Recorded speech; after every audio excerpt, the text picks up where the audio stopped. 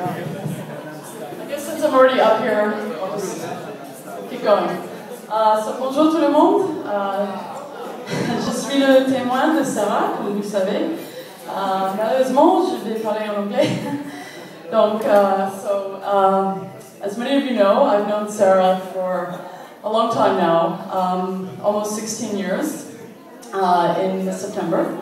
Oh, it is September, so 16 years. And in that time, I've learned a lot of things about Sarah.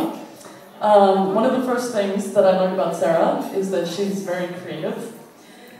And we were about 16, so it was about a year after we had met. And she came to visit me in New York.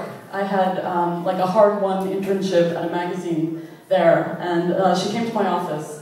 And for some reason, I had to go speak to my boss or go to a meeting or something, so I put her in my cubicle. And that was my first mistake. And I left her alone there for about half an hour. And when I came back, she had cut up a bunch of papers on my desk and made them into block letters of my name. So that was another thing I learned about Sarah is, you know, don't leave her alone with your stuff. So a few years later, when we were about 22, after college, Sarah and I moved to Australia. And so this was another opportunity for me to learn some things about Sarah. And I remember we were waiting on the tarmac, I think, in Los Angeles on the way to Australia, and I think we were delayed a little bit, so Sarah was trying to make the best of a bad situation, which is something that she does. So she was sort of trying to keep me occupied, so that I wouldn't get too anxious, I guess. And so she was sort of testing my knowledge of some of the arcane trivia that she knows, you know, like how tennis balls are made or how many islands are in French Polynesia. And I guess she started to run out of things to say, so she came up with, do you know why most planes crash? The pilot falls asleep at the wheel. And then the plane took off for 15 hours to Melbourne.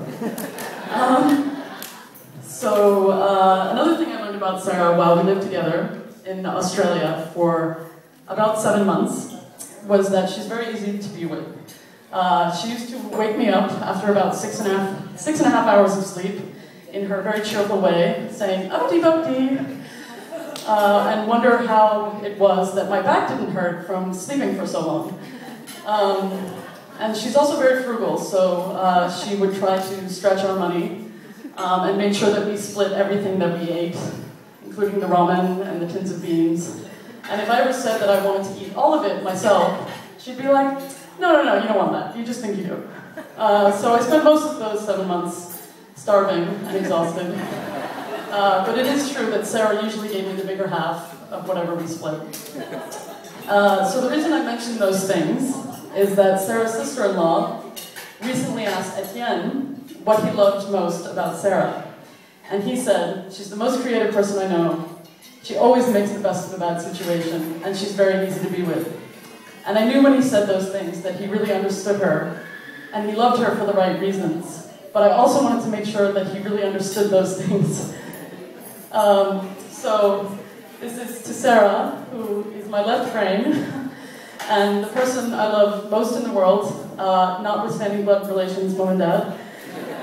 And to Etienne, who knew if he married Sarah, he'd be stuck with me, but he loved her so much that he did it anyway.